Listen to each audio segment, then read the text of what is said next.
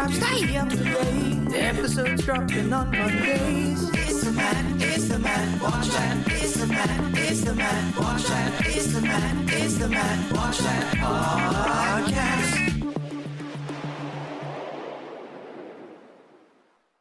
Welcome to the Matt Watch That podcast, the place for reviews, rants, and randomness. I'm your host, Matt Seroski, filmmaker, film fan.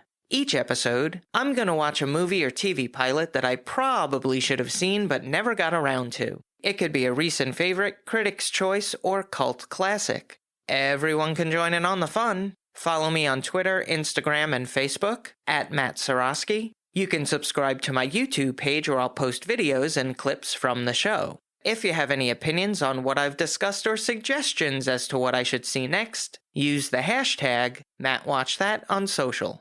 Before we start, it's time for everyone's favorite segment, Box Office Breakdown. I'm going to review the top 10 movies from December 1984 and give you my thoughts. Now, the total grosses can be based on movies released in December 1984 or played through December 1984. At number 10, Johnny Dangerously, with $7.3 million. That starred Michael Keaton and Joe Piscopo, I believe. I've seen it once, maybe twice, don't remember a thing about it. Number 9, Mickey and Maude, with $7.5 million. Now, I've heard of Harold and Maude, but Mickey and Maude I had to look up. That one was directed by Blake Edwards, starring Dudley Moore, Amy Irving, Anne Rankin, Wallace Shawn. Seems like a pretty good cast, and how can you go wrong with Blake Edwards? Number 8, Protocol, with $9.3 million. That would go on to gross $26 million total. Another one not really on the tip of my tongue, but in looking on IMDb, it says, a woman, Goldie Hawn, saves lives of the Emir of Otar in Washington. The poster has her holding a basketball, a ball and bat. She's dressed like an 80s tennis player. I have no idea what this movie's about. Number 7 is The Cotton Club with $11.8 million, directed by Francis Ford Coppola, starring Richard Gere and Gregory Hines. I do specifically remember a couple of tap dance sequences that were really impressive, but I don't think I've actually sat down and watched it from beginning to end. At number 6, Pinocchio with $12 million. This was a re-release for the Walt Disney Company celebrating the 44th anniversary of the movie. The big one. At number 5, we have Starman with $12.5 million. And another sci-fi movie at 4, Dune, with $19 million. Number 3 is City Heat with $24 million. This has been on my list for a while. Ever since I saw Smokey and the Bandit, I've been trying to get through Burt Reynolds movies, and this is near the top. At number 2, The Unnecessary Sequel, 2010, The Year We Make Contact, with $25 million. And at number 1, Beverly Hills Cop, starring Eddie Murphy. It was released on December 5th and grossed $77 million in the month of December. It would go on to gross $234 million at the box office. A couple of honorable mentions. At number 11, The Terminator, earning $7 million. Number 12, Breakin' 2, Electric Boogaloo, my favorite, at $6 million. And at number 18, with $3.4 million, is this week's movie. On to the main attraction. Each review will end with a ranking out of 5 stars. 1 star is skip it, 2 stars watch at your own risk, 3 stars standard fare, 4 stars worth checking out, and 5 stars must see. Now, if I give a title 5 stars, it doesn't mean I'm comparing it to Casablanca, Jaws, or Seinfeld. I rank titles based on other movies or TV series in that genre and at that time period. So let's jump into it. These are my ruminations and observations of the movie Runaway from 1984. This movie was suggested to me by the Connecticut Yankee, which is apparently a literary reference that goes way over my head. So how'd I miss it? Well, I'd never heard of it before until the listener recommended it. I think a lot of people missed it based on the box office receipts. But once I saw the cast and crew who were involved, it seemed like one that had potential. So I figured, let's give it a shot. It was written and directed by Michael Crichton, who helmed Westworld, The Great Train Robbery, and Physical Evidence. He also wrote Jurassic Park, Congo, Twister, Sphere, and the television series ER. This is something to look out for. This movie predicts advances in technology, many of which we enjoy or despise today, including social media, retina identification, drones, tablets, and robot helpers. But after watching this film, it might be a good time to check on your Roomba.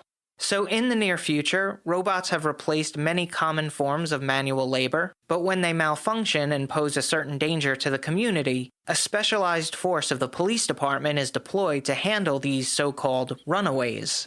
We meet Sergeant Jack Ramsey, who is paired up with new recruit, Officer Karen Thompson, who are sent out to investigate an agricultural emergency.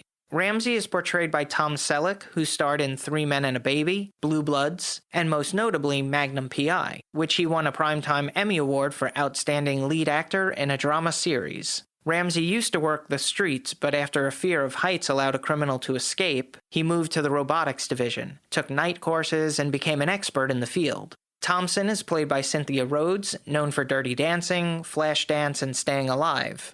I sense a theme there. In fact, her character wanted to be a dancer before hurting her knee, went on to data programming, but didn't like sitting down. She tried to be a nurse for a little while before joining the force. The partners get a call from dispatch about a 709, which is code for a situation where people have died. They arrive on the scene at a suburban house where 2 people have been killed by a robot designed to do housework. They must save the 10-month-old baby who awaits in a crib. They deploy a floater camera, which is basically a drone, to inspect the house and locate the runaway, which quickly disposes of it with a .357 Magnum.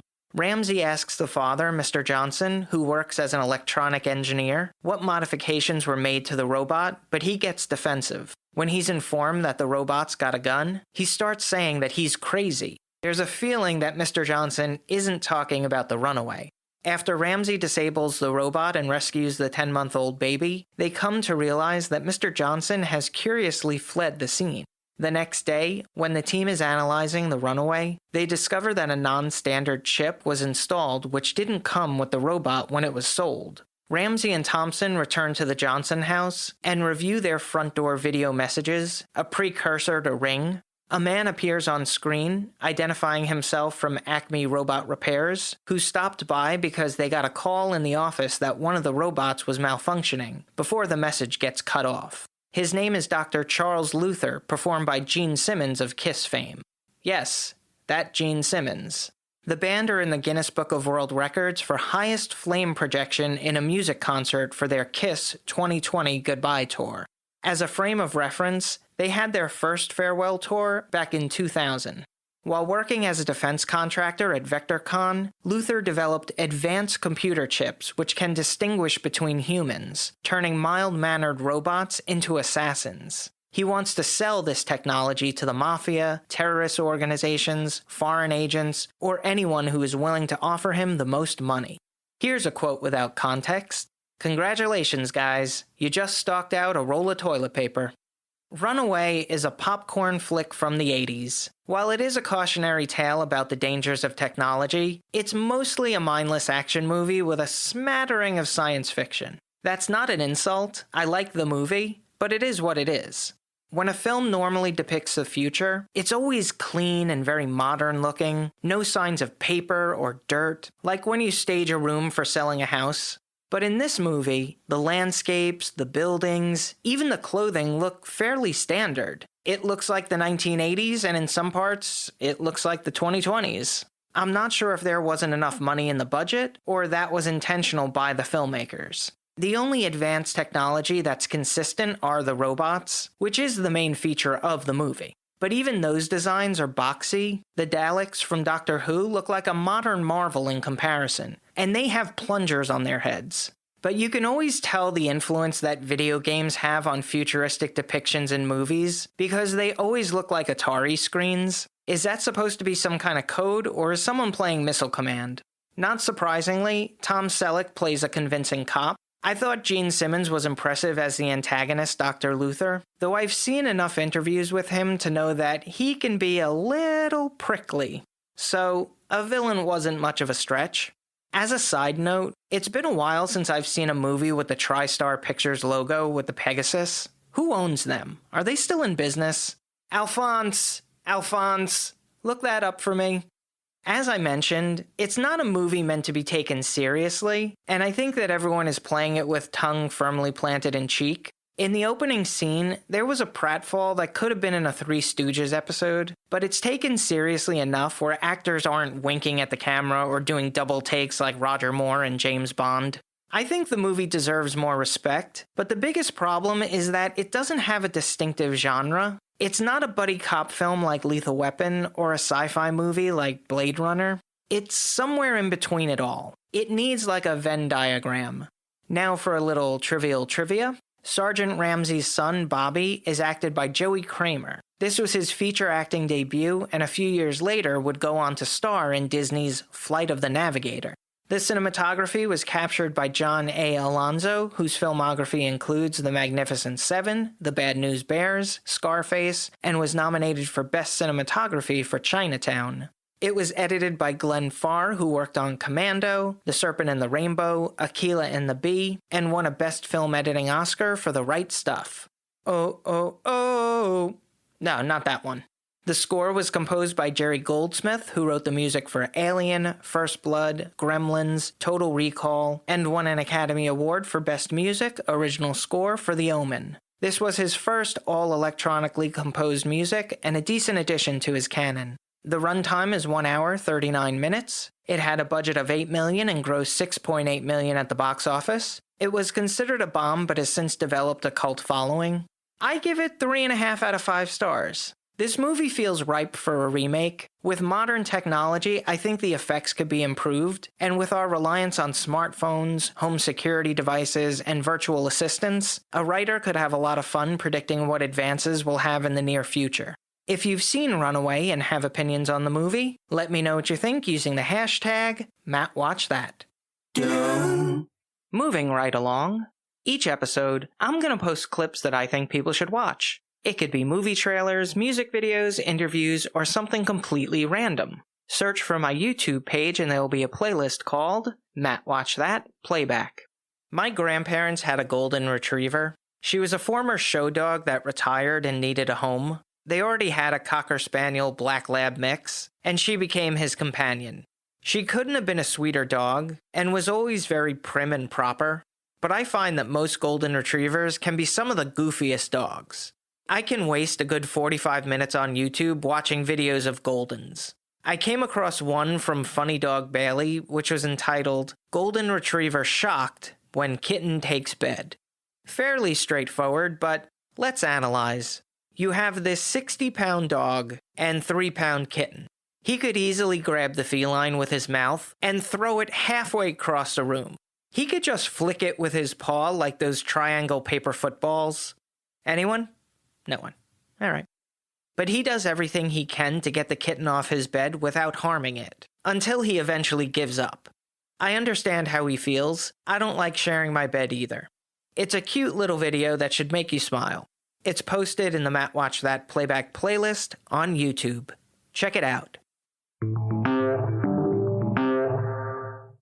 Now it's time for the recommendation. Yes, that's the word recommendation with Matt in the middle. I'm going to end each podcast with my own recommendation of a movie or TV series. Today I'm talking about Jurassic World, Camp Cretaceous. I almost replaced this one because I couldn't pronounce Cretaceous, but there's a split second where I could feel my brain sending the right word to my mouth. It was developed by Zach Stentz, based on Jurassic Park by Michael Crichton. The animation was done by DreamWorks Television. The show revolves around a group of teens that attend an adventure camp on the infamous Isla Nublar. I think it goes without saying that it isn't long before havoc is wreaked. It's amazing that a children's series has been made off of movies where the premise is dinosaurs ripping people to shreds. But for some reason, it works.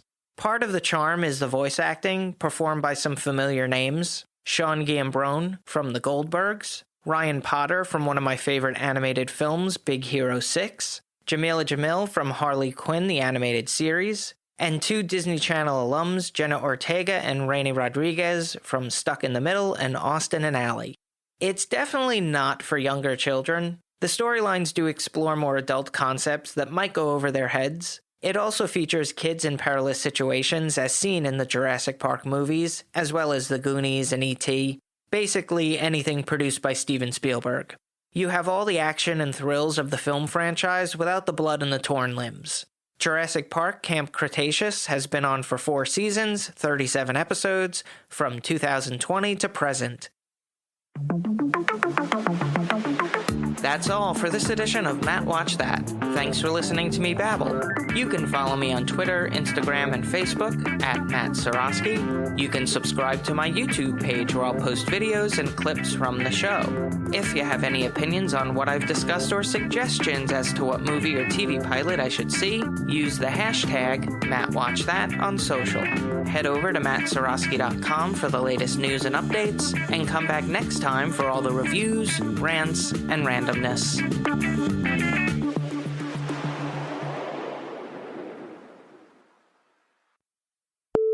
We meet Sergeant Jack Ramsey, who is paired up with new recruit, Officer Karen Roberts. Nope, just making up names. Jurassic Park Camp Cretaceous. Oh, I was so close to getting through it. He also wrote Jurassic Park, Congo, Twister, Sphere. I don't think so. And won an Academy Award for Best Music Original Score for The Domen. The Domen? You dummy.